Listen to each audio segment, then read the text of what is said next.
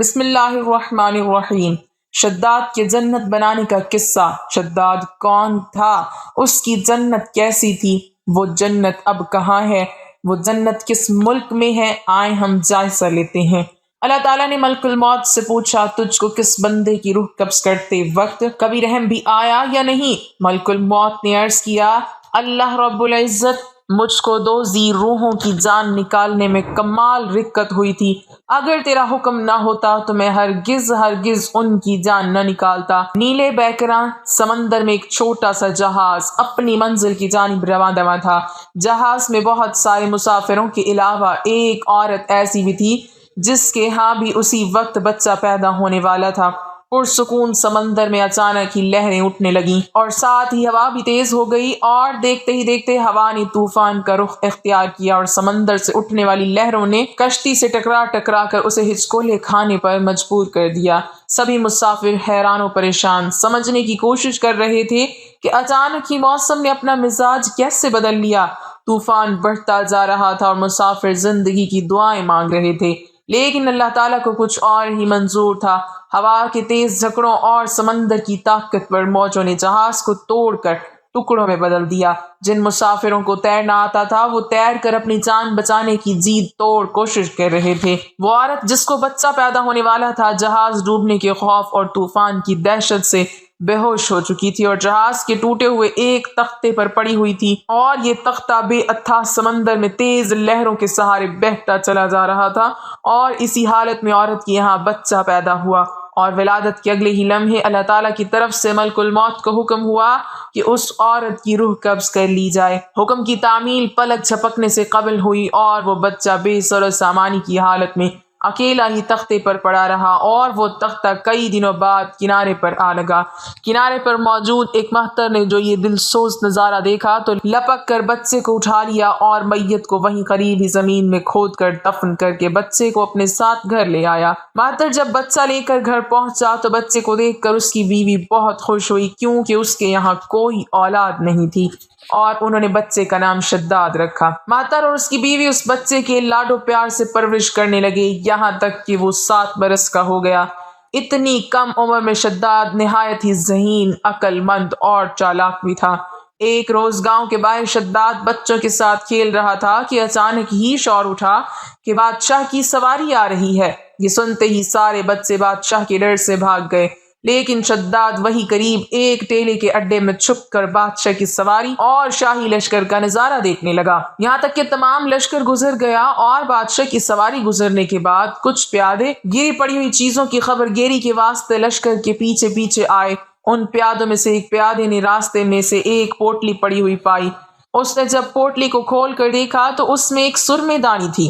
وہ پیادے اپنے ساتھیوں سے بولا، میں نے سرما پایا ہے، اگر تمہاری اجازت ہو تو میں اسے اپنی آنکھوں میں لگاؤں، کیونکہ میری بینائی بھی کچھ کمزور ہو گئی ہے، شاید اس سے کچھ فائدہ ہو جائے۔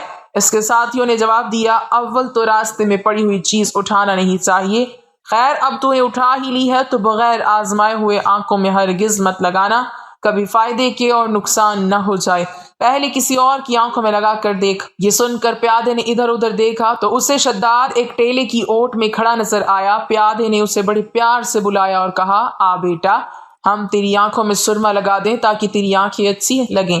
شداد نے پیادے سے سرمے دانی اور سلائی لے کر اپنی آنکھوں میں سرما لگایا۔ سرما لگاتے ہی شداد کے 14 طبق روشن ہو گئے، اور اسے زمین کے اندر چھپے ہوئے تمام خزانے بالکل اسی طرح سے نظر آنے لگے جیسے صاف شفاف پانی میں چیزیں نظر آتی ہیں۔ شداد حد سے زیادہ چالاک تو تھا ہی، لہٰذا اپنی چالاکی اور عقل مندی سے چلایا، اے خانہ خراب ظالموں، تم نے میری آنکھیں پھوڑ دی، ہائے میں اندھا ہو گیا، یہ میری آنکھ میں کیسا زہر لگوا دیا، ہائے اب میں بادشاہ کے پاس جا کر فریاد کروں گا اور تم کو سزا دلواؤں گا۔ پیادوں نے جو یہ سنا تو مارے خوف کے سرما وہیں چھوڑ کر گرتے پڑتے اپنی جان بچانے بھاگ کھڑے ہوئے، اور شداد اپنی چالاکی اور پیادوں کی بزدلی پر خوب ہنسا اور سرمے دانی لے کر اپنے گھر آ گیا اور اپنے باپ سے سارا واقعہ بیان کر دیا۔ مہتر اپنے بیٹے کی ہوشیاری سے بہت خوش ہوا اور بولا، رات کو جب سب لوگ سو جائیں گے تو ہم اپنے بھروسے کے مزدوروں کے ساتھ پھاوڑے وغیرہ لے کر چلیں گے، اور جہاں بھی تجھ کو خزانے نظر آئیں گے ہم وہاں سے کھود کر نکال لیں گے اور اپنے گدھوں اور خچروں پر لاد کر خزانہ لے آئیں گے۔ اس طرح شداد نے بہت سا مال و دولت اور جواہر اکٹھے کر لیے تھے اور سب گاؤں والوں کو آئے دن دعوتیں کر کر کے اپنا ہمدرد و رفیق بنا لیا تھا۔ کچھ عرصے بعد شداد نے اس گاؤں کے سردار کو قتل کر کے اس کی جگہ پر خود سردار بن بیٹھا۔ ہوتے ہوتے یہ خبر دوسرے حاکموں اور فوجداروں کو پہنچی تو انہوں نے شداد کو سزا دینے کا ارادہ کیا۔ یوں شداد موسٹ وانٹڈ بن گیا۔ اس سے پہلے کہ وہ کچھ کر گزرتے، شداد نے بھی اپنی ایک آرمی تیار کر لی اور ان حاکموں فوجداروں سے مقابلہ کیا اور اپنی ذہانت اور بہادری سے سب حاکموں کو ایک ایک کر کے ہلاک کر دیا، اور اس طرح سے بڑھتے بڑھتے شداد تمام روئے زمین کا کنگ بن بیٹھا اور سارے جہاں کے حاکم، امرا اور سردار اس کے مطیع و فرما بردار ہوئے۔ شداد نے بے پناہ خزانے جمع کر لیے تھے اور اپنا لشکر اس قدر وسیع اور مضبوط بنا لیا تھا کہ 480 کا حکم چلتا تھا۔ اپنی پاور اور بہترین حکمت عملی کے ذریعے شداد نے اپنی سلطنت کو کمال عروج بخشا تھا، اور روئے زمین کے کسی انسان کو اتنی پاور نہیں تھی کہ اس کا مقابلہ کر سکے۔ بے پناہ خزانوں اور مال و دولت، وسیع و عریض سلطنت، عظیم و شان لاؤ لشکر اور اپنی ذہانت و طاقت کی وجہ سے شداد اب غرور اور تکبر میں مبتلا ہو گیا تھا، اور اس نے دعوی خدائی کر ڈالا۔ عالموں اور واعظوں نے اس ملعون کو پند و نصیحتیں کیں اور حق تعالیٰ کے خوف اور اس کی عبادت کی طرف رغبت دلانے کی بہت کوششیں کیں، لیکن شداد کا کہنا تھا کہ دولت و حکومت، جاہ و ثروت، عزت و شہرت اور حشمت سب کچھ میرے پاس موجود ہے، تو مجھے کیا ضرورت کہ میں کسی خدا کی اطاعت کروں۔ عالموں نے سمجھایا کہ یہ سب ملک و دولت فانی ہے، اور اللہ تعالیٰ کی عبادت و اطاعت کرو گے تو وہ تمہیں جنت عطا کریں گے جو اس دنیا سے کروڑوں درجے بہتر ہوگی۔ شداد نے پوچھا کہ اس جنت میں کیا خوبی ہے؟ تو عالموں نے جو کچھ بھی خوبیاں اور تعریف جنت الفردوس کی پڑھی اور سنی تھیں وہ سب اس کے سامنے بیان کر دیں۔ عالموں کی باتیں سن کر شداد نے حقارت سے ہنستے ہوئے جواب دیا، مجھے اس جنت کی کوئی پرواہ نہیں اور نہ ہی مجھے وہ جنت چاہیے، کیونکہ مجھ میں اتنی طاقت اور قوت ہے کہ میں اس سے بھی اچھی جنت اس دنیا میں بنا سکتا ہوں۔ لہٰذا تمام عالموں، واعظوں اور کو دکھلانے کی خاطر شداد نے اپنی جنت بنانے کا فیصلہ کیا۔ سب سے پہلے اس نے اپنے معتبر سرداروں میں سے 100 آدمیوں کا انتخاب کر کے انہیں جنت بنانے کے لیے نگراں مقرر کیا، اور ہر ایک سردار کے ساتھ 1000 آدمی متعین کیے۔ زمین میں دفن تمام خزانے نکلوائے گئے اور معدنوں سے سونا چاندی نکلوا کر ان کی گنگا جمنی اینٹیں تیار کروائیں، اور کوہ عدن سے متصل ایک شہر مربع چوکھٹے کی شکل میں 10 کوس لمبا، 10 کوس چوڑا اور 40 کوس اونچا مقام بنانے کا حکم دیا۔ اس شہر کی بنیادیں اس قدر کھودی گئیں کہ پانی کے قریب جا پہنچیں، اور پھر ان بنیادوں کو سنگ سلیمانی سے بھروایا گیا۔ جب بنیادیں زمین کے برابر ہو گئیں تو اس پر سونے اور اشرفیوں کی اینٹوں سے دیواریں چننی شروع کی گئیں۔ ان دیواروں کی بلندی اس قدر زیادہ تھی کہ جب آفتاب طلوع ہوتا تھا تو اس کی چمک سے دیواروں کی روشنی پر نگاہ نہیں ٹھہرتی تھی۔ شہر کی 4 دیواری کے اندر 1000 محل تیار کیے گئے، اور ہر محل 1000 ستونوں کا، اور ہر ستون جواہرات سے جڑا ہوا تھا، اور شہر کے درمیان میں ایک نہر بنائی گئی، اور ہر مکان میں حوض اور چوبتے بنوائے گئے، اور شہر کی بڑی ہنر سے شاخیں نکلوا کر ہر مکان تک ایک ایک نہر پہنچائی گئی، اور ان نہروں کو حوض اور چوبچوں سے جوڑا گیا۔ حوض اور چوبچوں کے فرش پر یاقوت، زمرد، مرجان اور نیلم کی تہیں بچھائی گئیں، اور ان کے کناروں پر درخت بنائے گئے جن کی جڑیں سونے کی اور شاخیں اور پتے زمرد کے اور پھول و پھل ان کے موتی اور یاقوت کے اور دیگر جواہرات کے بنوا کر لٹکائے گئے۔ مکانوں کی دیواروں کو خشک زعفران اور عنبر کو گلاب سے گہگل کر کے استرکاری کروا کر متلن و مزاحبن کیا گیا، اور یاقوت و دیگر جواہر کے خوبصورت خوش آواز جانور بنوا کر درختوں پر بٹھائے گئے، اور ہر درخت کے پاس ایک پہرے دار کو تعینات کیا گیا۔ جب اس انداز کا شہر بن کر تیار ہوا تو حکم دیا کہ سارے شہر میں قالین اور فرش پر ریشمی ظرفت بچھا دیے جائیں، اور سب مکانوں میں ترتیب سے سونے چاندی کے برتن چنوا دیے گئے، اور حوضوں میں دودھ، شراب، شہد اور شربت انواع اقسام کے جاری کرا دیے گئے۔ بازاروں میں دکانوں کو بھی کم خواب زردوزی کے پردے سے مزین کیا گیا اور ہر پیشہ اور ہنر والے کو حکم دیا گیا کہ وہ اپنے اپنے پیشہ اور ہنر میں مشغول ہو جائیں اور انواع اقسام کے میوے، طرح طرح کے عمدہ اور لذیذ پکوان ہمیشہ ہی سبھی شہر والوں کو پہنچایا کریں۔ غرض کے 12 برس میں یہ شہر بے مثال اس سجاوٹ کے ساتھ تیار ہوا تو تمام عمرہ اور سرداروں کو حکم دیا گیا کہ وہ زینت کے ساتھ اس شہر میں جا کر رہیں اور خود بھی اپنی فوج و لشکر کو ساتھ لے کر کمال عزور و تکبر سے شہر کی طرف کوچ کیا، اور راستے میں عالموں اور واعظوں کو جلانے کی خاطر کچھ دیر رک کر ان سے تکبر اور حقارت کے ساتھ کہا، تم اسی جنت کے واسطے مجھے اس کے سامنے، جس کو آج تک کسی نے نہیں دیکھا ہو، سر جھکانے اور ذلیل ہونے کے لیے کہتے تھے نا؟ اب تم کو میری قدرت اور ثروت دیکھنی ہو تو میرے ساتھ چلو، میں نے اس اندیکھی جنت سے بھی زیادہ حسین و دلکش اور خوبصورت جنت بنوائی ہے، جس کو دیکھ لینے کے بعد تم اپنے خدا کی جنت کو بھی کم سمجھو گے۔ شداد جب اپنی بنائی ہوئی جنت کے قریب پہنچا تو اس شہر کے باشندوں کی غول اس کے استقبال کے لیے شہر کے دروازے سے باہر آ کر اس پر زر و جواہر نچھاور کرنے لگے۔ اس طرح سے جب شداد شہر کے دروازے پر پہنچا تو اس کا ایک قدم دروازے کے باہر اور ایک قدم اندر تھا کہ آسمان سے ایک ایسی سخت کڑکدار آواز آئی کہ تمام مخلوق ہلاک ہو گئی، اور بادشاہ بھی وہیں دروازے پر گر پڑا اور مر گیا۔ اس شہر کو دیکھنے کی حسرت کہ کس محنت اور مشقت سے اس کو تیار کیا تھا دل میں لے گیا۔ تمام مخلوق کے ہلاک ہونے کے بعد اللہ تعالیٰ نے ملک الموت سے پوچھا، تجھ کو کس بندے کی روح قبض کرتے وقت کبھی رحم بھی آیا یا نہیں؟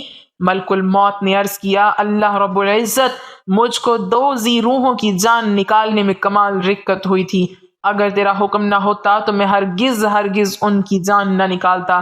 ارشاد ہوا، بتاؤ وہ 2 لوگ کون تھے؟ عرض کیا، ایک تو وہ بچہ تھا جو نیا پیدا تھا اور اپنی ماں کے ساتھ جہاز کے ٹوٹے ہوئے تختے پر بے سر و سامانی کی حالت میں بحر بیکرا میں تیرتا جا رہا تھا۔ اس وقت اس بچے کا واحد سہارا تمام کائنات میں اس کی ماں تھی، تو مجھے حکم ہوا کہ اس کی ماں کی روح قبض کر لے۔